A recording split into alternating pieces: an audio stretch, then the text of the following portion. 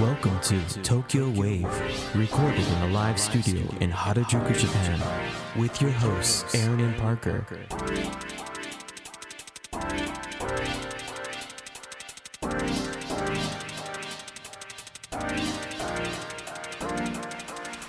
All right, everyone, welcome to episode 76 of Tokyo Wave. We are hosts Aaron Randall and Parker Allen. This week, we are joined again by a special guest, Benjamin Boas, writer, translator, Cool Japan ambassador, global communications specialist, mahjong expert, and Aikido practitioner.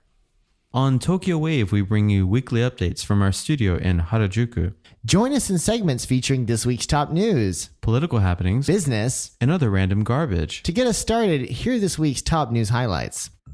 Japan to make COVID-19 booster shots available to all who are eligible. Imperial Household Agency head calls for privacy for ex-Princess Mako after marriage.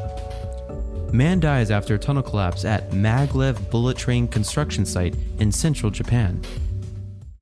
This week in Japan. All right, to get us started, Japan to make COVID-19 booster shots available to all who are eligible.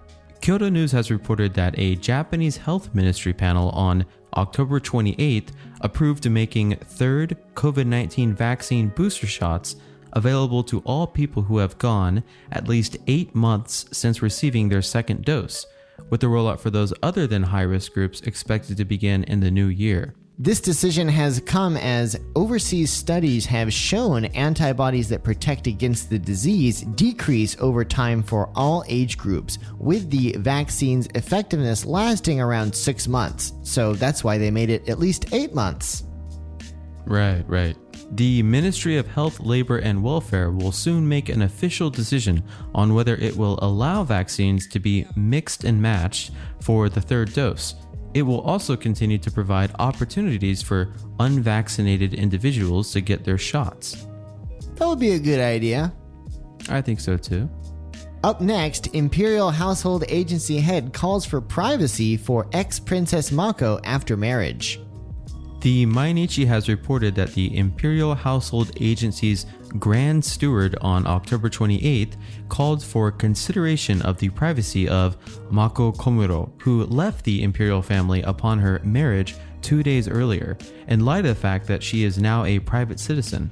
At a regular news conference on October 28th, the Grand Steward, Yasuhiko Nishimura, said of the former princess, "I would be grateful if everyone could cooperate with us so that she can live in a quiet environment."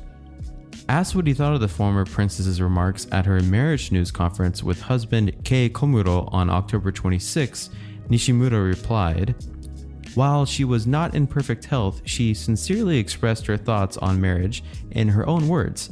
As a person who has supported her, I feel very sorry for the extent of the pain she has suffered."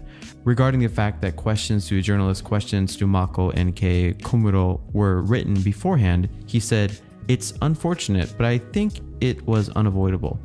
There have been a series of reports in weekly magazines and other media about Mako's marriage that could be described as attacks. Nishimura said that it would be difficult to respond to each and every report, even if they contained errors, but added, quote, "The Imperial Household Agency would like to study the appropriate way to disseminate information." Well, I have an idea. What's that? Do it better than you did that time because it wasn't very good. I mean, you have to feel sorry for the married couple because as we learned in this press conference, there were a lot of big errors with reporting on the matter, and the Imperial Household Agency did not correct these rumors. What were some of the rumors or the errors that were reported? We could do a whole podcast on this, but it's just, the sort of tabloid stuff that, people make up when they want to sell magazines. Right.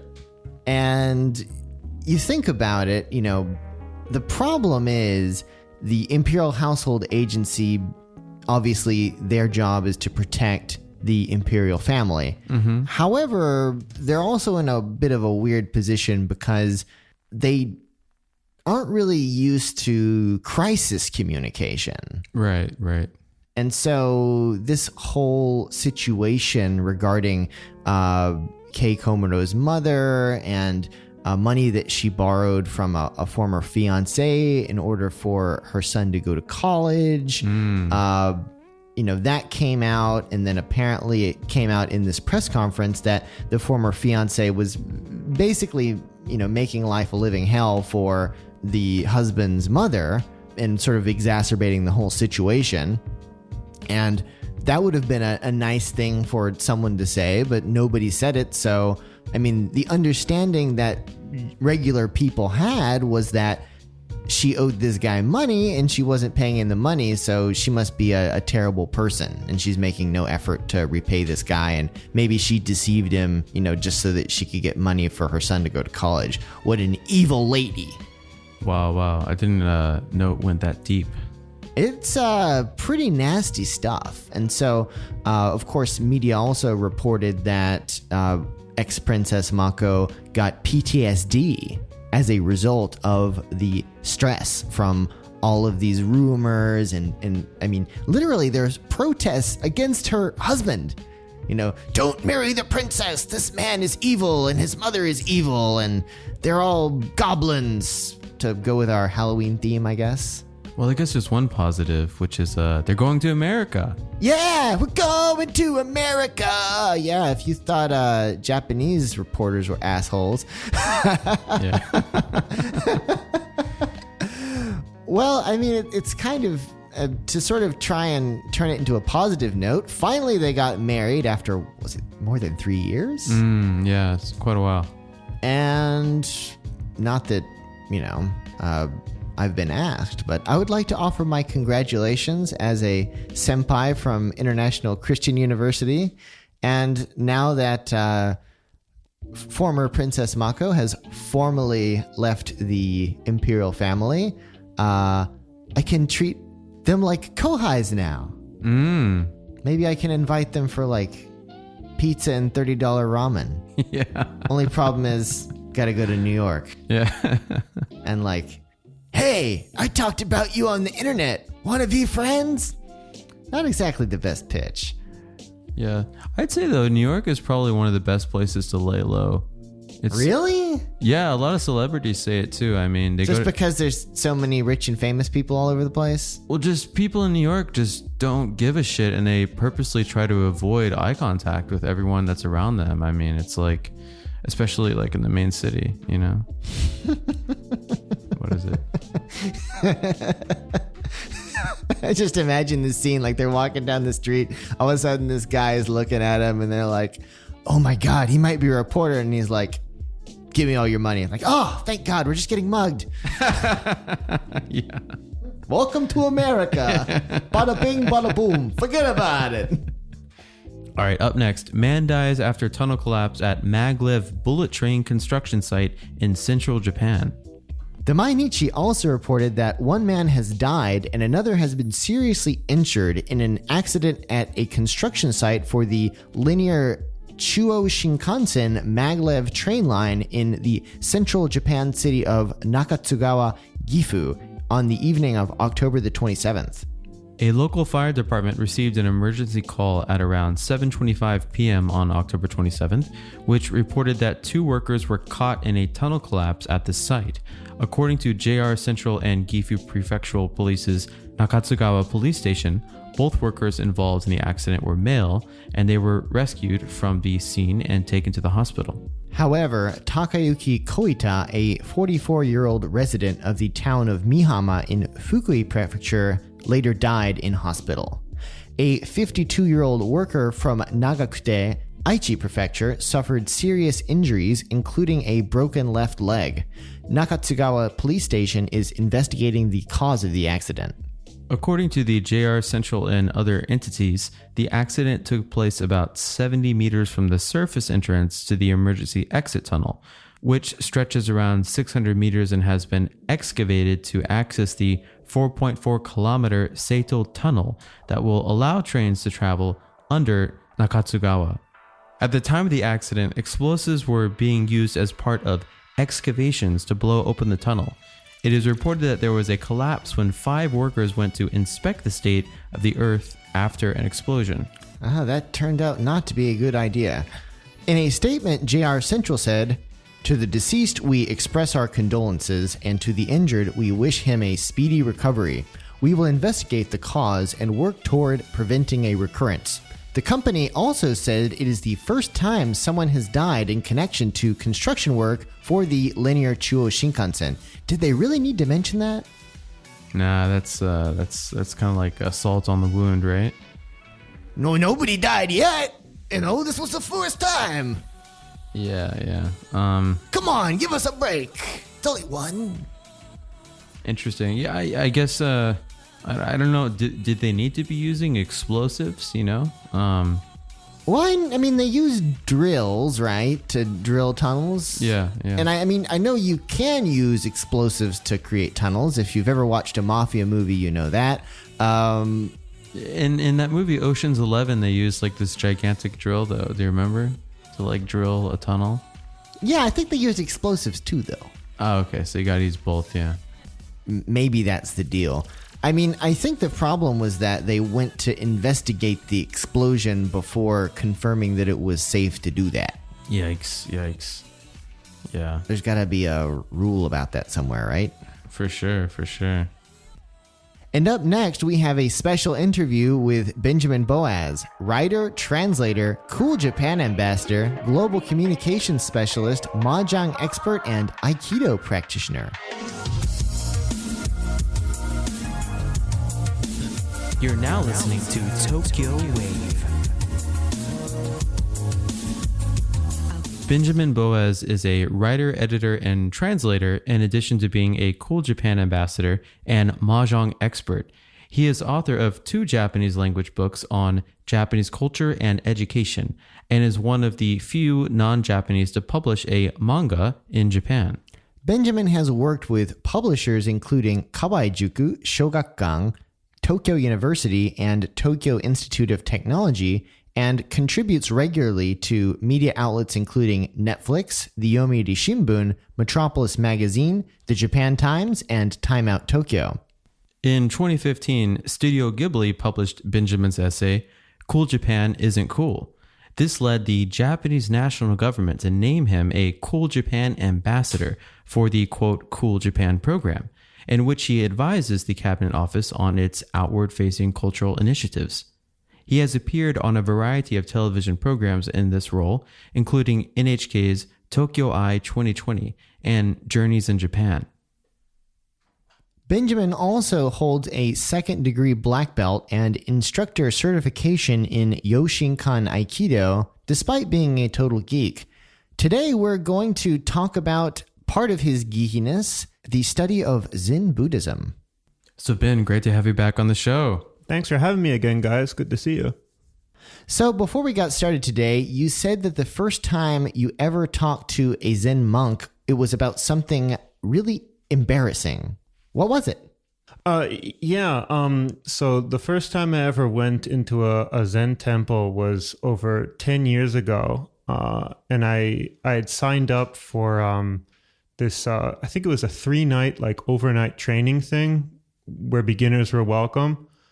Like I was at this weird point in my life where I didn't know what I wanted to do. And for some reason I got into my head, it would be really cool to like stay at a temple and do what monks do for a few nights. So I found a temple that offered these overnight sessions and I sent in an application, and to my surprise, it was accepted.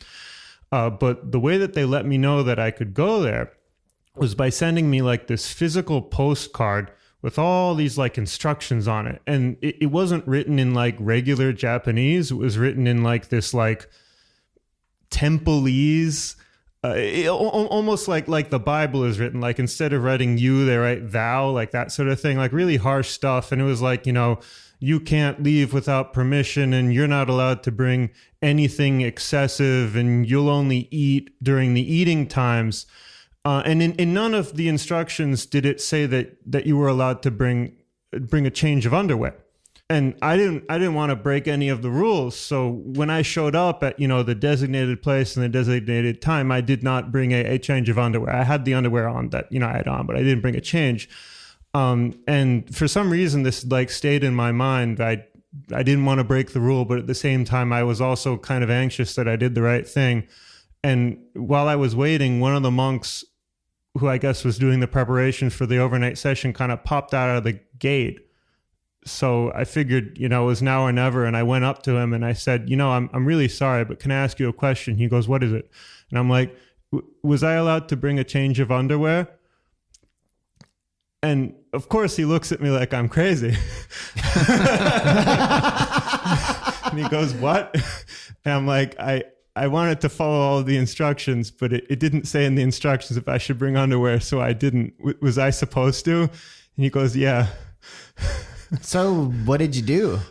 So he was like, once he ascertained that I was actually serious about asking this stuff, he said, well, it's already almost starting time, so I'll tell you what, I'll ask around and I'll see if there's anything I can do for you.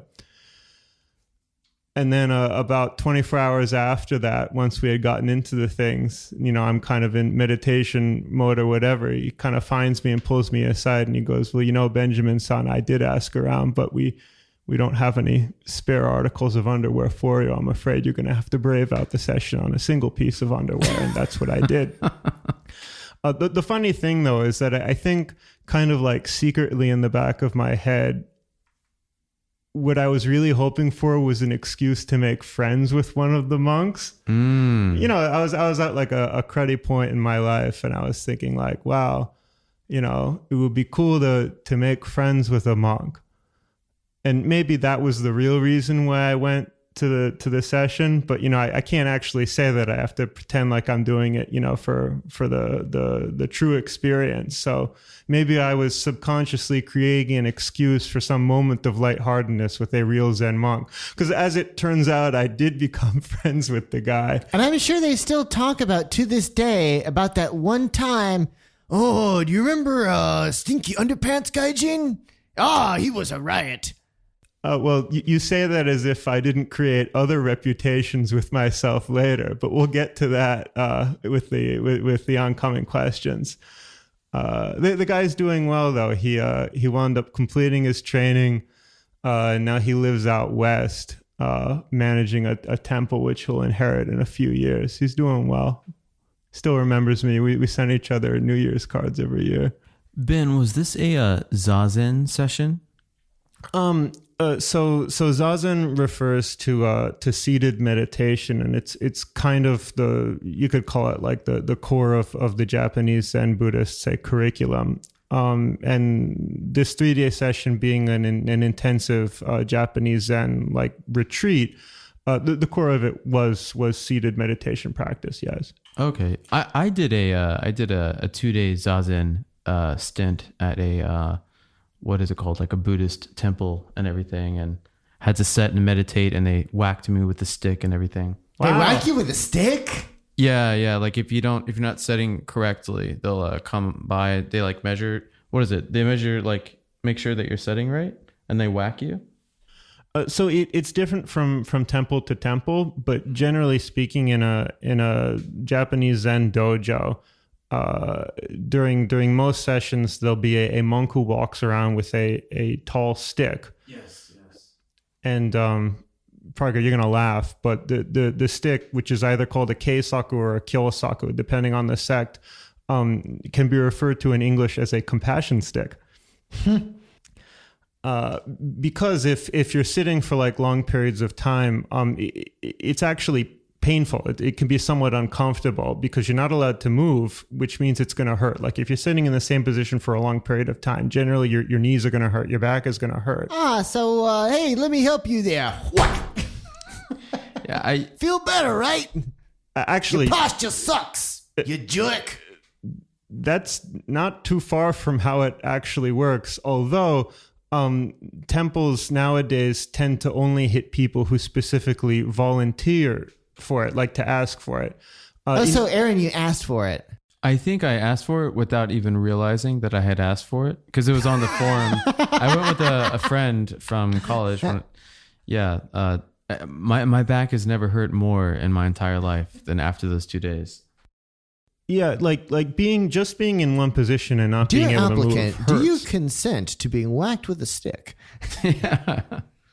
That might have been one of the instructions on that postcard that they sent me, that like, we're going to use the stick. Although they were pretty I guess you could call it disciplined.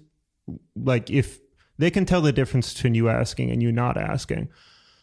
But the way so it's like Microsoft versus Apple. With Apple, they only ask you if you want to get whacked once, and then they just whack you. But with Microsoft, it's like, are you sure you want to be whacked with the stick?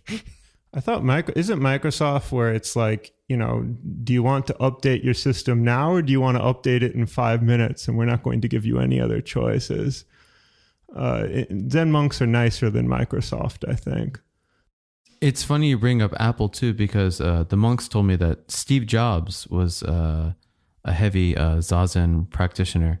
Yeah, it's funny. The many monks have noticed that there is now a boom about mindfulness in Silicon Valley, and they'll work that into their introductory explanation to beginners. I'm sure there's a famous Zazen temple somewhere important like Kyoto where they've got like a stick like over in a corner, and they've dressed the stick with like a black turtleneck and jeans. Oh my gosh. There's an inscription on the stick. This stick was used to whack the great Steve Jobs. I mean, supposedly he came over here all the time too for it. Yeah, actually. So remember Tim Eisenman, who was on the podcast a few months ago, I was actually talking to him, and we were looking at some old articles, and you can actually retrace Steve Jobs' steps in Kyoto. Oh, wow. Because a lot of the places where he went through the grapevine, or people have talked about it in news articles, a lot of these places are still open. Yeah, no, if there's one thing that's common to a lot of places associated with Zen Buddhism, it's that they're quite open. Like beginners can walk in. It's actually quite easy to be involved. The thing that effectively keeps a lot of people from going in is that you generally won't be called in. You have to go in yourself. Like the gate is open, but there isn't going to be someone there waving you in. But it's open, so you can go in.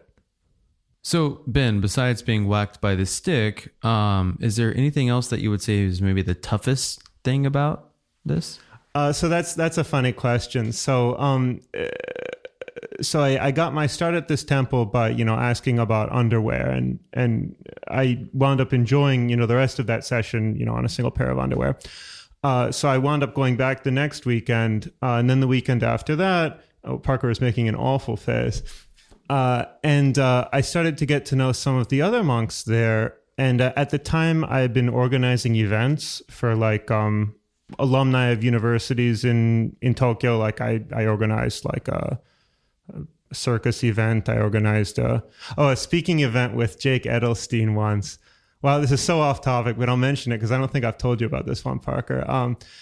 We had Jake Edelstein speak about preventing human trafficking in Japan. And the hardest part of my job then was that I had to make sure that his podium was set up so that there was a direct line of sight between the podium and the door, because Jake had recently been making headlines for embarrassing the head of one particular gangster group in Japan. So on the off chance that any of the members of that group showed up to deliver a communication to Jake's forehead, we needed to make sure that there was no collateral damage. Oh my gosh. So all I was doing then was just organizing events. So at one point I talked to the monk and I was like, hey, why don't we organize an event with the Zen temple? And the monk was like, okay. And why do I have to stand in front of Jake Edelstein? different event. Then under your breath, that stick really hurt. No members of any gang showed up to the Jake Edelstein event, to the floor where the event was happening. But on the first floor, I remember seeing this, the night that we held the event, there were quite a lot of very fancy, big black cars, like all parked around that building. Wow. So they sent a message which was less direct than the worst one which we had anticipated. In any case, So long story short, I started running this bilingual Zen session for alumni of American universities in Tokyo. And the way that we set it up was that we would bring everyone into the meditation hall, go over meditation, do a few sessions, and then at the end of every session, there was an opportunity for anyone there for the first time to ask a question. Any question they wanted. Here's a real Zen monk. You've got simultaneous interpretation happening. Like, this is your chance to ask any one burning question. Sounds like a game show. Ask a monk. Well, it kind of was. And some people, really did kind of play up on the opportunity. Like, occasionally people would ask, what happens after we die, which got the very Zen answer of, I don't know, because I haven't died yet. Pretty direct answer there. But another question which people enjoyed asking were questions about training. Like, what's tough about training? Is it true that you don't actually, have a heater on, like in the winter? Like, what do you do all day in the training hall? And the stuff that the monks do in the training hall is fairly arduous, particularly if you're not used to it. So in addition to hours of meditation a day, there's chanting, which you have to do at the top of your lungs. There's going around begging in the neighborhood where you're wearing straw sandals and traipsing around on asphalt, so it hurts, and your feet kind of split open due to the friction on the sandals. There's lots of tough physical stuff, but none of that is the actual hardest part of training. The hardest part of training, as the monk would consistently answer every time he got this question, was ningen kanke. Which is the Japanese word for relations with other people. In other words, dealing with other people in the training hall was consistently the hardest part. Trying to figure out, why one person was particularly upset that day, or trying to figure out why on one day. Why does that one guy only have one pair of underwear? Yeah, exactly. Yoshi usually enjoys whacking the gaijins with the stick, but today he looks disconcerted. I hope he's okay. I mean, in the probably the toughest part about training isn't controlling yourself, but everyone in the hall also has to control themselves, and no one's going to be perfect about things. So part of training is not bothering other people, but another part of training is striving to not be bothered by other people. And it's tough. Like, if you're trying to sit really, really still, that's hard enough. But imagine if the guy next to you all of a sudden starts yawning. Then it's going to be harder for you to concentrate. And even though that's your responsibility to deal with, part of you is going to want to blame him. Like, oh, I can't concentrate today. You hear this big yawn. It's like, oh, it must be his fault. Yeah, I mean... Not very Zen. Oh, but dealing with it perhaps is. Right.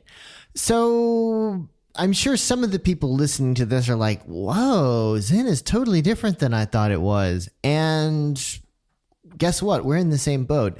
It's kind of funny, in America, at least growing up, everybody says the Zen of this, the Zen of that, and Zen is played up to be this big, cool thing. Then 14 years ago, I came to Japan and kind of stopped hearing about Zen until you showed up and told me about your dirty underpants. What is the deal with Zen, and why don't people talk about it in the country where I guess it originated from versus in America where everybody can't shove about it, even though it's not an American thing? So this is really interesting. And I'll preface it by saying that I am in no way an expert on Zen or on Japanese history or anything like that. I've had these experiences in these temples that I thought were meaningful, but that's about it. But I do happen to be a Cool Japan ambassador, so I have looked into the reasons about why things that are popular about Japan overseas are seen differently within Japan. So for that perspective, it's only natural that Zen wouldn't be that well known or popular in Japan as compared to a larger Buddhist sect like Jodo Shinshu, Pure Land Shin Buddhism, because Zen Buddhism never really spread amongst the common people in Japan. Like regular people who aren't elites participating in Zen sessions is very much a modern phenomenon. Zen Buddhism, particularly Rinzai Zen Buddhism, was historically associated with the samurai. And with elite aesthetic arts in Japan. So many martial arts, many aesthetic arts in Japan, you could say owe their philosophic roots to Zen Buddhism. But that stuff was never for the common people, so it was never all that widespread. By contrast, though, Buddhism in America is, I would say, mostly associated with Japanese Zen Buddhism because that was the first form of Buddhism to spread in the United States. In I think it's the late 19th century, there was a World Parliament of Religions held in Chicago, which I think was probably one of the first times when a prominent Buddhist figure spoke to a large audience in the United States. And that figure, I think it was Soen Shaku, or Shaku Soen, depending on how you get the order, but the head of one of the large Zen temples in Japan. He was able to speak because he was accompanied by his translator, someone known as D.T. Suzuki, who eventually wound up spreading Zen significantly in the United States. And the reason that D.T. Suzuki was able to spread it so efficiently is because D.T. Suzuki just happened to have spent 8 years previous to that. Wait, his name is D.T. Suzuki? Was it Daisetsu Teitaru Suzuki? Teitaru Suzuki, I think, was his birth name, and then the Daisetsu was his Buddhist given name, and then that got abbreviated to DT because Americans have a hard time pronouncing Japanese names. Like D.T. Suzuki sounds like the guy like in an 80s like a cop movie or like gangster movie where it's like, oh fuck, DT is here. And then just this Japanese dude with sunglasses comes in with machine guns and just like kills everybody. I don't know which one of you assholes said my name in vain, but I'm gonna whack every single last one of you with this big wooden stick. DT Suzuki. See, if that's the case, then that would mean that those 80s movies were actually based on DT Suzuki because he was mostly popular in like the 1950s. Dude, every time I hear his name, I love it. I want to make a band. Or maybe he was a cowboy. DT Suzuki. It sounds like a freaking Tarantino character name or something. It really does. Well, you really can't understate how much influence he had. Like, you know, the beats, the beatniks? Yeah. Not Beats by Dre, but not Beats by Dre, yeah. not getting beat with the compassion stick, but like Jack Kerouac, Gary Snyder. Yeah. In all likelihood, they were led to Buddhism initially by D.T. Suzuki and the stuff that he wrote about Zen Buddhism. So largely because of D.T. Suzuki's influence, the first form of Buddhism to ever become popular in the United States was Zen Buddhism, to the extent that I think even now you'll find more Americans who have heard of Zen than who have heard of Buddhism at large. Like Zen is kind of like an English word that everyone kind of knows what it means, whereas people will kind of heard of Buddhism but not really know what it means. Like they think that it's about worshiping the Buddha or something like that. So basically we have D.T. Suzuki, the 80s action hero, and beatniks to blame. That's exactly right. That's a much better way of wrapping up my explanation. Thank you, Parker. Yo, daddy! But to suffice to say, Zen is kind of like this fashionable, cool concept in the United States because of how it was introduced to the States. But in Japan, it's always just been a form of Buddhism. Like it's one sect amongst many other sects. And it was never even a particularly popular one, although it did kind of gain a resurgence in Japan after it became clear that so many Westerners were enamored with it. Like once Japanese people realized, it's the cool Japan effect. That's exactly right. That's exactly right. Foreigners like this kind of Buddhism, so let's check it out. Well, that's right. And I would find that in the sessions which I ran. So my sessions, I think what made them unique was that we had a simultaneous interpreter and that we took pains to be inclusive, to make sure that, if you were coming in with like a cane or if you didn't understand Japanese, you could still have a place to sit because, we were the ones for foreigners and, all the other Zen sessions, regular Japanese people could go to them. But what I found was that time after time, most of the people who signed up for my special inclusive Zen session were Japanese people. And invariably, when it came time to ask their question, when they were there for the first time, they would introduce themselves by saying how guilty they felt for being Japanese, but not having gone to do Zen beforehand. So my impression of this was that they were actually intimidated to go to a quote unquote regular Zen session and went to the Zen session for foreigners because that way they could be safe from feeling like they were making a mistake. Like it would be safe for them to go as like a total beginner and not know what they were doing because they would be surrounded by foreigners. I have questions about this. I think they actually wanted to practice their English. Well, these were all graduates of American universities, so their English was quite good. But, I think there's other examples of this kind of effect in Japan as well. Nothing comes to mind. Maybe I should have thought of an example before I said that. Well, no, there are examples. So, for example, I've done a lot of events with what are known as tsuyakuan naishi, which refers to an interpreter guide. It's an old and perhaps somewhat out of date national qualification in Japan to certify someone who has passed a test to be able to guide foreigners around. Like it's a national test for not just speaking a foreign language, but specifically speaking a foreign language in the context of introducing a foreigner to Japan. And a lot of these tsuyakuan naishis would actually come to my event. So I got to know them and I would go with the events that they were doing too. And one of the events that they did was that they would all show up to work with this very famous shrine, one of the most famous shrines in Japan, to run tours for foreigners. But because of the internal restrictions that this shrine had, they weren't allowed to take reservations, even though there probably would have been a lot of demand for it since it was a very famous shrine. Instead, the only way that they could find foreigners to gather, to guide around, would be to stand in front of the entrance of this famous shrine holding an 8 by 11 inch piece of paper that said free guide or like free tour, which, didn't exactly make them look legitimate. So they would take me along on these tours and we would stand there with this piece of paper. And of course, not very many people went up to us to ask for the tour because it didn't look like we were official.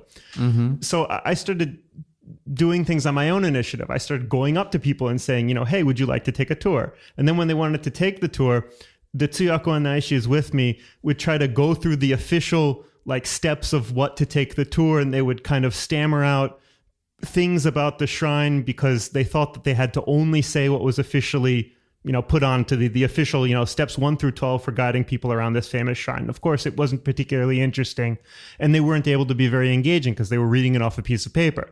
So I started just kind of ignoring that and just telling people what I thought they would find interesting. And of course, that was more engaging. And eventually the Anaishi started copying what I was doing, which got me curious as to why they were interested in doing this in the first place or why they got the certificates in the first place.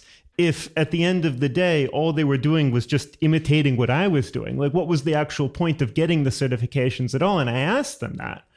And the answer which I got almost uniformly was that they didn't feel like they were good enough or knowledgeable enough to guide foreigners around.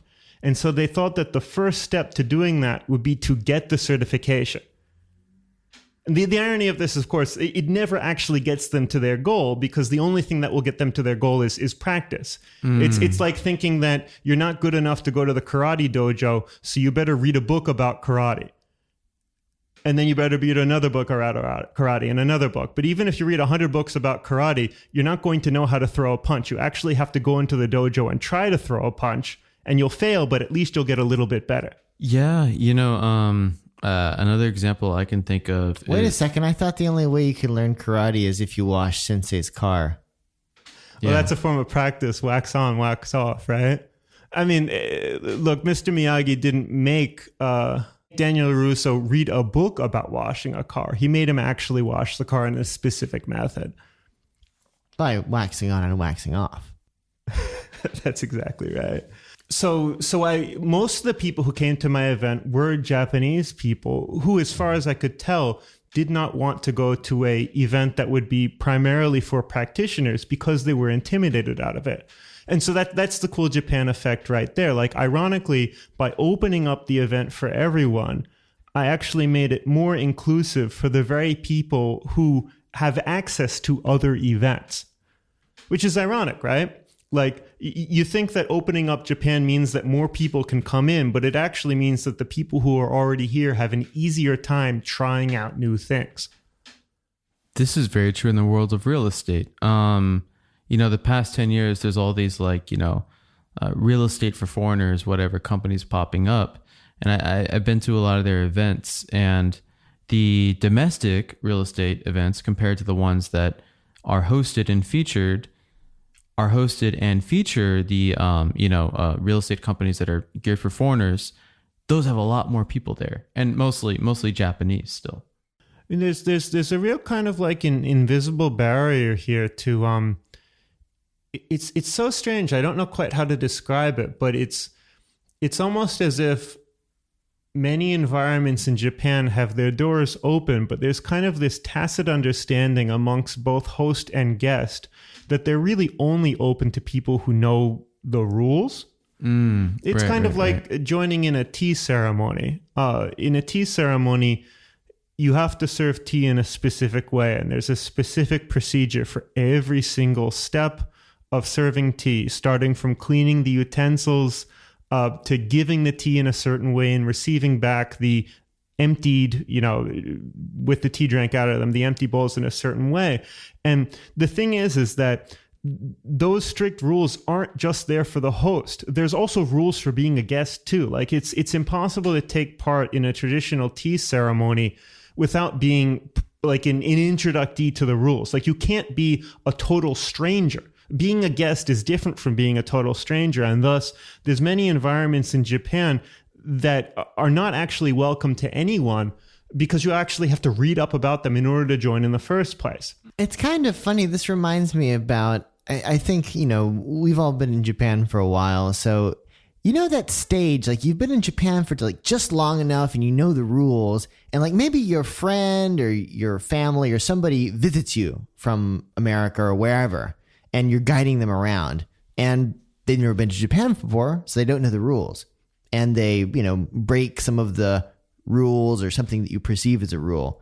And you inevitably get angry at them for making you look like an idiot. But what you don't realize, because you haven't been here that long, is that nobody really cares, because they just see two foreigners being foreigners. As a matter of fact, showing American friends around Japan and having them screw up and do ridiculous things actually makes us more liked by the Japanese that are around us. Like, when I'm at restaurants and someone starts doing something, breaking all the rules, blah, blah, blah, all of a sudden the restaurant guests and the chef start talking to us, and they're more interested in us, right? And a lot of times I've been like, maybe I need to kind of stop trying to assimilate so much, because I could have a lot more fun just being stupid to everything, right? I mean, it's a tricky balance, because on the one hand, none of the three of us in this room are ever going to become Japanese, but on the other hand, we can tell the difference between. I don't know. I've listened to that Vapor song very many times. Yeah, apparently turning Japanese in that song means something else. But I really think so. Yeah, very nice. So, I mean, we know the difference between a rule there that's only for pro forma purposes and a rule there that's actually to make sure that you don't bother other people. Like, if you're the one person at a meeting who, orders, sake instead of at a dinner meeting, the one person who doesn't order beer, I mean, really, that's not the end of the world. But if you're like in a subway car and you bust open, KFC. Such an American thing to do. I've brought people around who will actually do something like that, and in those cases, I will tell them to put it away, because I know that it actually really does bother other people. Drop the chicken. And it becomes almost an art in itself, because no one wants to be embarrassed. You don't want to tell them, hey, you just broke a rule. But on the other hand, if you just kind of softly be like, can you just keep that in until the next station? Like, it's hard. Keep the chicken in the box, please. I've started to notice too amongst my friends, pre-COVID that would come and visit me, there was this cultural sensitivity kind of bar, right? And some of them were really high on it. So when we go on the subway, they would lower their voices because they realized, oh wow, like there's a certain way to behave. And then the other friends that had no cultural sensitivity would just be screaming on the subway, and it would be very awkward for me. I didn't want to correct them, but yeah. No, it's tough. This is reminding me, one of the toughest things about running the event was I was responsible for bringing the people into the temple. So in some sense, I was representing the temple, at least to them, and I was representing them to the temple. So I had to make sure that they wouldn't cause any trouble. But I had to make sure that all of this was done before I brought them in, because I can't just start instructing them using all of these words once they're inside the meditation hall. The meditation hall is about being quiet. And I couldn't instruct them the way that you usually instruct people in a Zen temple, because the way that you do that is to not actually tell them anything and just to make them imitate what you do. So I needed to use words in a way that was before everything what they did. So I wound up developing this kind of routine where I would tell people, I boiled it down to 3 rules, that when we go into this place, we're entering a place where we want to keep noise to a minimum, we want to keep visual stimulation to a minimum, and we want to keep our hands empty. This is my catch-all for everything. Noise to a minimum, visual stimulation to a minimum, hands empty. So it would keep people from talking too much. It would keep people from pointing at things and getting other people's attention distracted, keep them from stomping their feet. It would keep them from taking pictures all the way up to the meditation hall, which generally speaking, many people wanted to do. You just gave me a great idea. We're going to talk to Jal and ANA, and we're going to have Ben do in-flight announcements, because those 3 rules are perfect for foreigners coming to Japan. I mean, I think that they're actually kind of perfect for everyone. But the funny thing is that I had to watch it with the Japanese participants as well. Like the foreign participants would break certain rules, but the Japanese people would break other rules. Like in addition to, causing distractions, the foreigners would be late. But the Japanese people, although they would generally always be 5 minutes early, occasionally they would try to find exceptions to the rules that were kind of couched in Japanese hierarchical, relationships. So if there was a Japanese person there bringing a younger Japanese person there, they would often take that as license to say whatever they wanted to the junior person in the form of an admonition or like an instruction. So I once had some older guy, probably some company executive, bring a junior female office worker into the meditation hall. And in the meditation hall, this is not outside of the temple, but like in the meditation hall, when I've already warned people to be quiet, he turned to her and he's like, you have to be quiet. He said this. Mm-hmm. In the meditation hall, loud enough for everyone to hear. And I just kind of froze because I didn't know what to do. I wound up deciding on a course of action, which was to motion to him to follow me, take him out of the hall, take him into a room where no one else could hear him, and just kind of be like, when I say that the rule is to not make noise, it means don't make noise. But this is interesting though, because there was generally kind of like this it's funny, I want to say the word bonno, which is the Buddhist word for delusion, or like not that guy from U2, not bonno, but almost kind of like this unhealthy attachment towards wanting to show other people that they knew what this was. So when I designed the event, I tried to keep the formalities to a minimum. Like technically speaking, when you go into the hall, you're supposed to bow at a certain angle, and you're supposed to bow again before you sit down.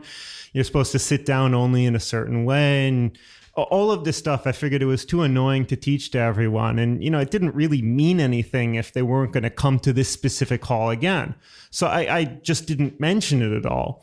But some of the Japanese participants, particularly the people who were coming back, would look up these rules on their own, start doing the bows without being told to, and then motion to the people behind them to do the bows, even though no one had actually told them to do it. And in fact, I specifically wanted them not to do it. And I would occasionally pull some people aside and be like, please don't do that. Someone's going to copy you. And they would do it again anyways. And then afterwards, they would be like, well, no, Benjamin, I looked this up on the internet and this is the correct way to do it. Whoa, so they're like the people who yell at the movies. It was like spoiler alert. Like they're ruining this experience. This is the scene where he stabs him with the knife. Yeah. So it kind of like, Melissa, don't do that. He's got a knife. I think it goes beyond that. I think it's the person who knows when the joke is coming and he turns to you and goes, "Get ready to laugh." Oh gosh. And you kind of want to think like, if it was that important, they would figure it out on their own.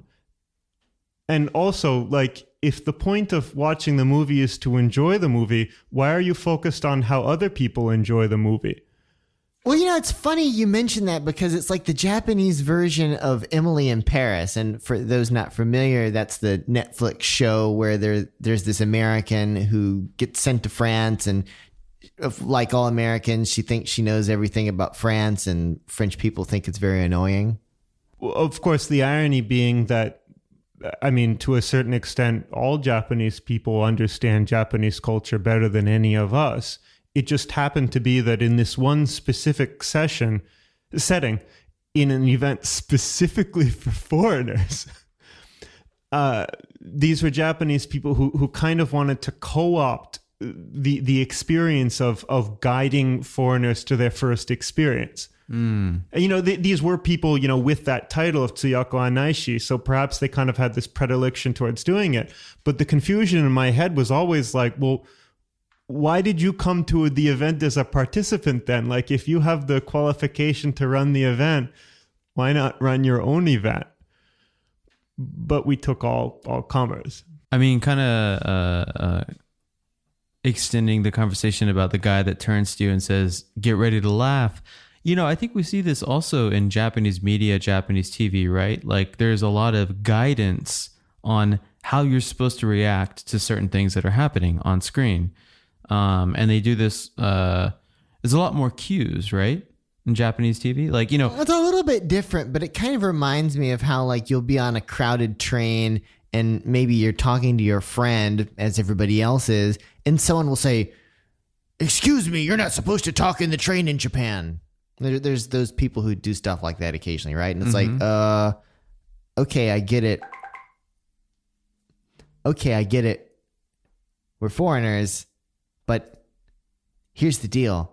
Everybody else is kind of doing it too. Yep. You gotta dunk on us because we're an easy target, Come on. Yeah, it's interesting. Like the conversations that you can't understand for some reason don't stand out or stand out and don't fade into the background as background noise.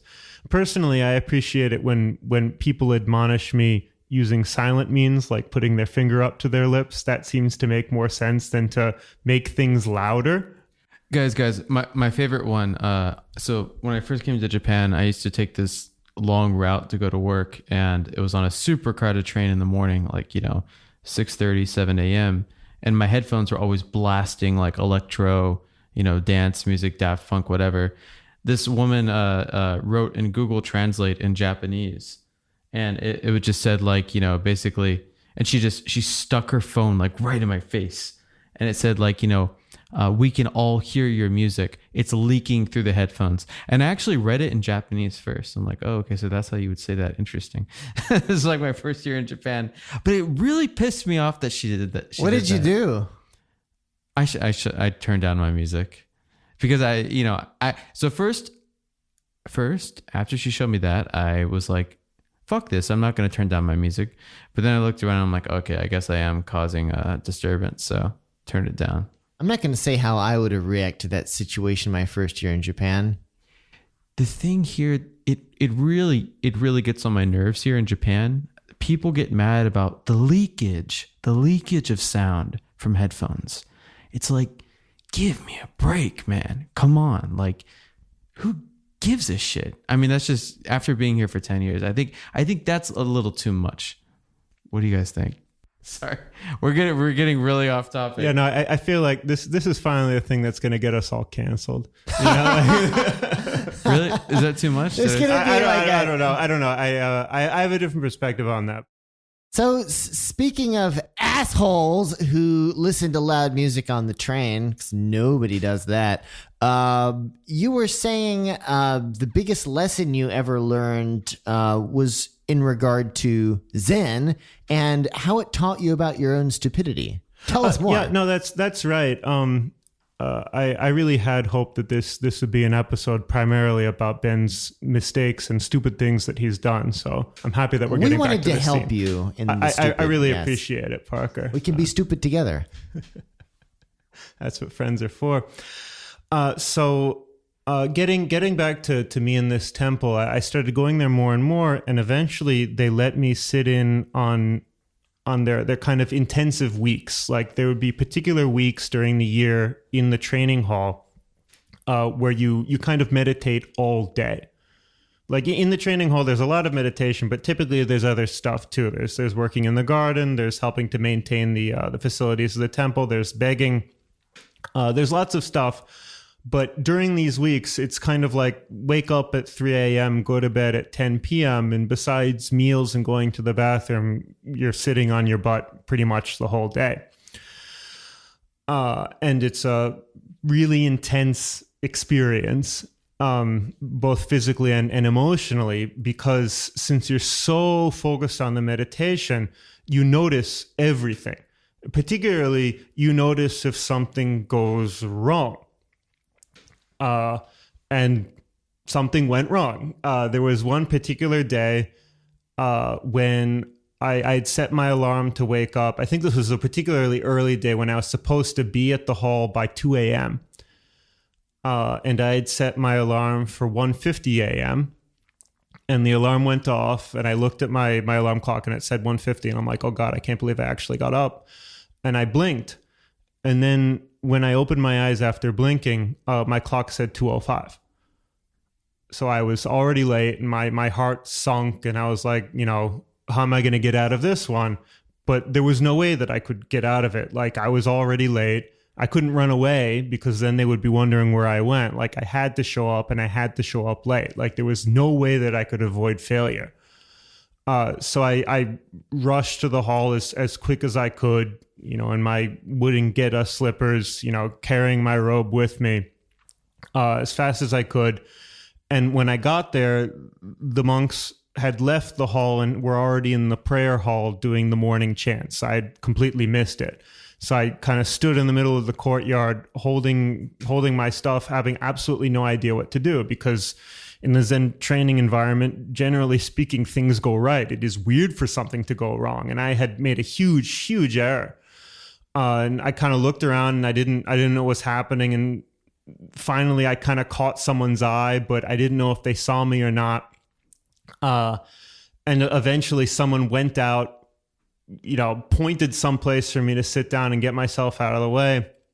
I had no idea what was going on. I had no idea what was going to happen to me. I thought maybe they would kick me out, but I kind of raced over to where they told me to go, sat down, sat as still as I could until another guy came over after a certain point, told me to get up and told me to run as fast as I could back into the hall because the monks had returned at that point. And I had just, sat still for about 35 minutes. So as I tried to get up as quickly as I could, of course, I teetered over onto my legs, which were completely numb.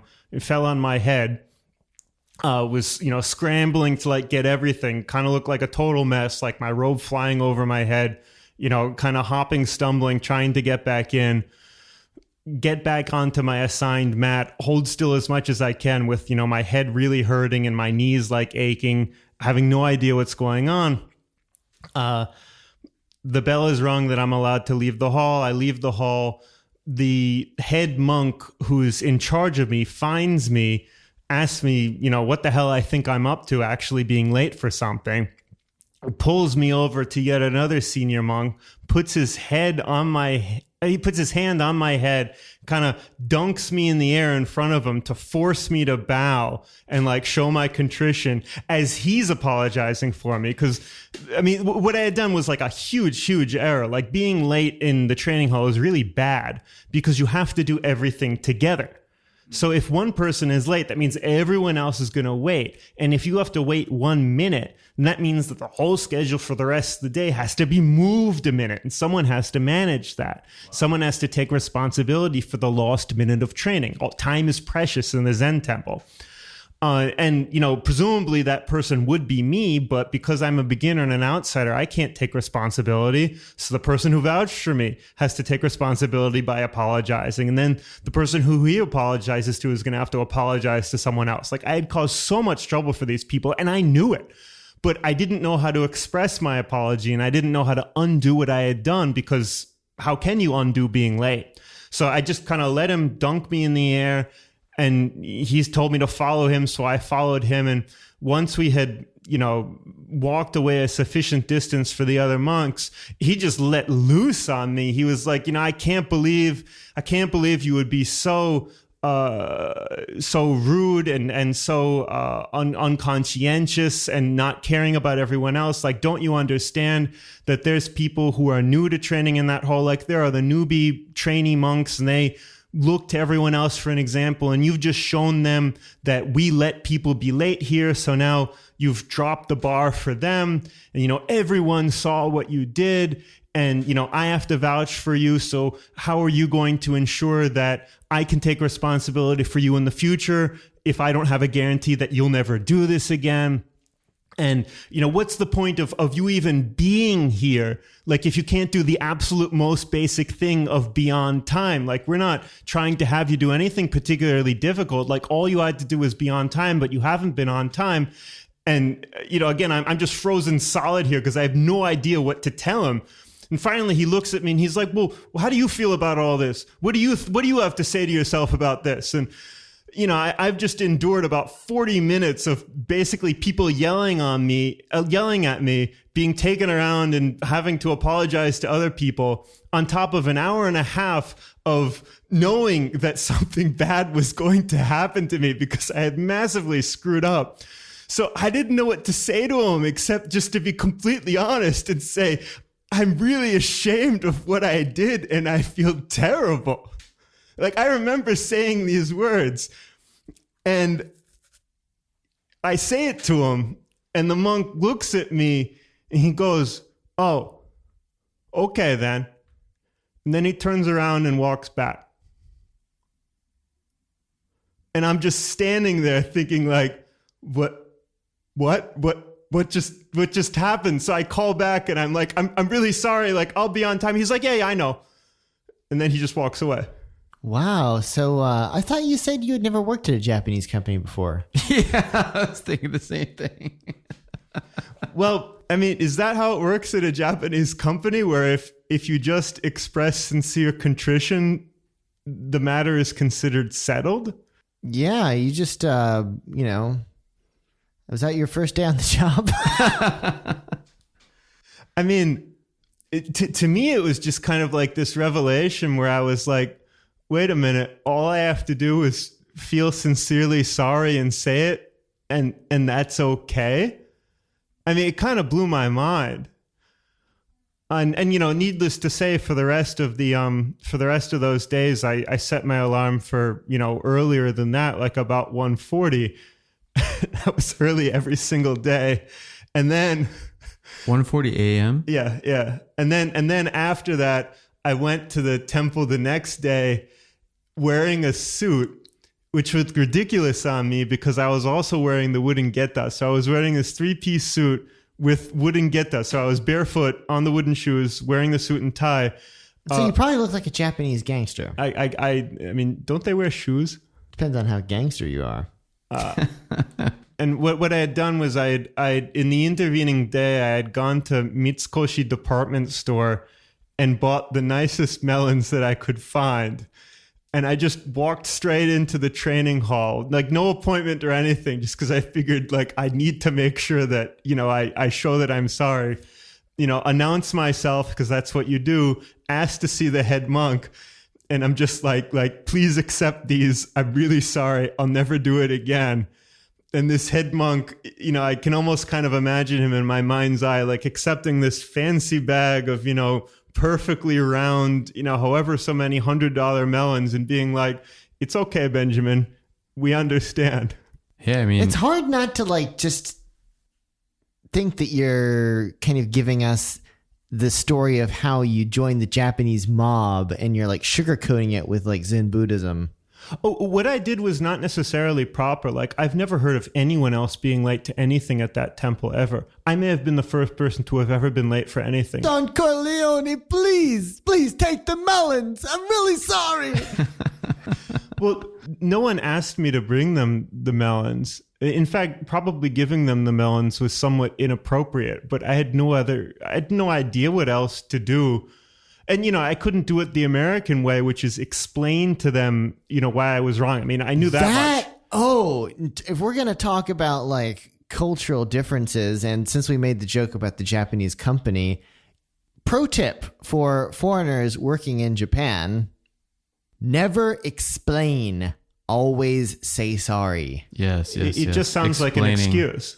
Yeah. An explanation is not a way to take responsibility in Japan.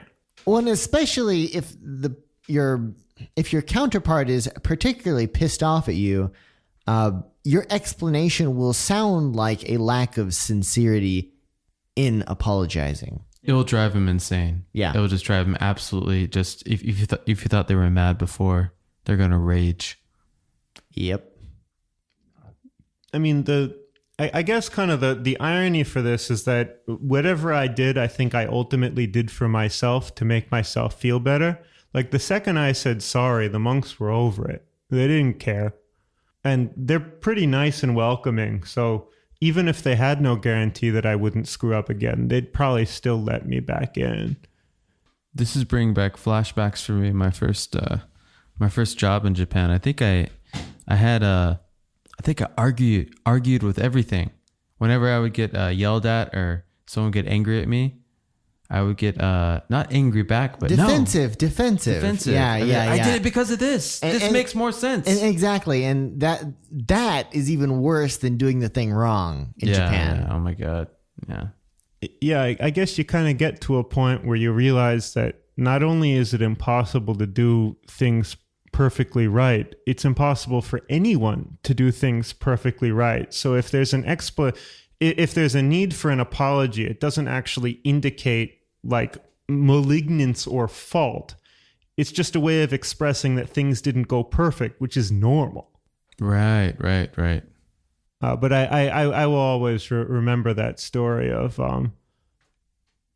just doing this massive screw up and having no way to make up for it.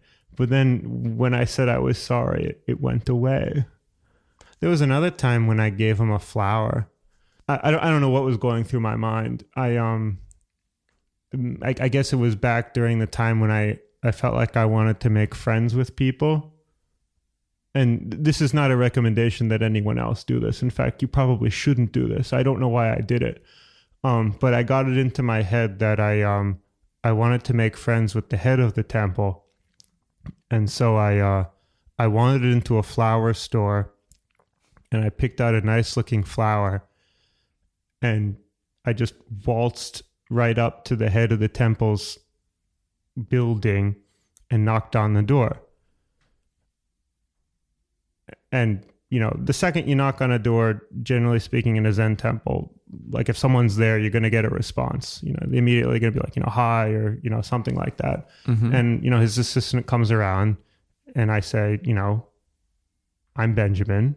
And the guy recognizes me as, that foreigner who comes around. And I'm like, I have something for the head of the temple. And he goes, oh, okay, wait a minute. And he turns around and goes back. And I basically expect that, he's going to go and tell him that Benjamin is here with something, and then I'll give it to him, and, I'll give it to the attendant, and then I'll go back and I'll have completed my mission of delivering a flower to the residence of the head of the temple. And all of a sudden I hear footsteps coming. And the footsteps are coming from a slightly different direction. So it's not the attendant coming. And, like, again, kind of like cold sweat, breaks down my head because I'm like, oh, like the head's coming. So, the head of the temple, who I haven't really interacted with, but I've kind of only ever seen from afar, comes around the corner wearing what could probably best be described as a sleeping outfit. So I had probably just woken this very important gentleman up. In order for what? Because he says, yes, I heard that you have something for me, in order to deliver him this flower, which I had just picked up from the local florist.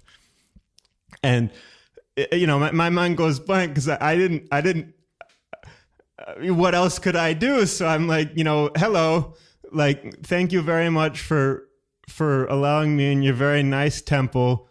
And he goes, oh no, not at all. And I say, I brought you this flower. And he says, oh, that's a nice looking flower. What kind of flower is it? And I say, I don't know. And he goes, oh, okay. Well, I'll have my attendant like planted in the backyard. And I say, okay, thank you. And we kind of look at each other for another minute. And I'm like, all right, well, thank you very much. And he kind of nods at me and I just turn around and I leave, as my thoughts are slowly percolating back into my head of like, what did I just do? I'm thinking like, well, what would be the right thing to do in this situation? And so I keep on walking and I walk and I go right back to the florist and I look to see what type of flower I had just given him. And then I pull out my cell phone and I call the number for the temple and they pick up and I'm like, hello, I would like to be connected to the residence of the head, please. And they go, okay, hold on a minute. And then, within one ring, the attendant for the head of the guy's residence picks up and I go, it was a lobelia flower. And the attendant goes, okay. And then I hang up the phone. And that was that. Kind of reminds me of those, the Harvest Moon games, how you could give like an item to different NPCs and it would like increase your likability and all that. I think with this exchange, you probably just like broke even or got like -2 or something. Yeah, maybe that's where I got it from. But he did remember. There was one point when I was having a conversation with him on a particularly bad day. When I think I was just feeling really, really despondent about training. And in some moment during like a private interview with him, I was like, well, why allow me into the training? And he looks at me and he goes, well, you're here. And I'm like, well, yeah, no, I understand that. But, there's lots of other people who could benefit from the training. And I'm not exactly like destitute. I could go and get the training in other venues. Like clearly you have limited resources here. Like why spend them on me? Like what have I ever done to deserve it? There's people who are more needy than I am. And he looks at me and he goes, well,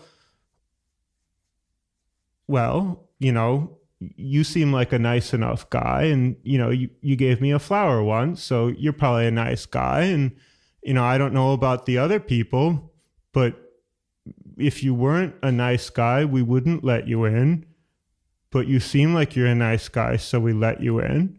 And I'm like, well, yeah, but like, what if someone needs it more than I do? Like, why would you give the resources to me and not the other person? And he looks at me and he goes, but you're here.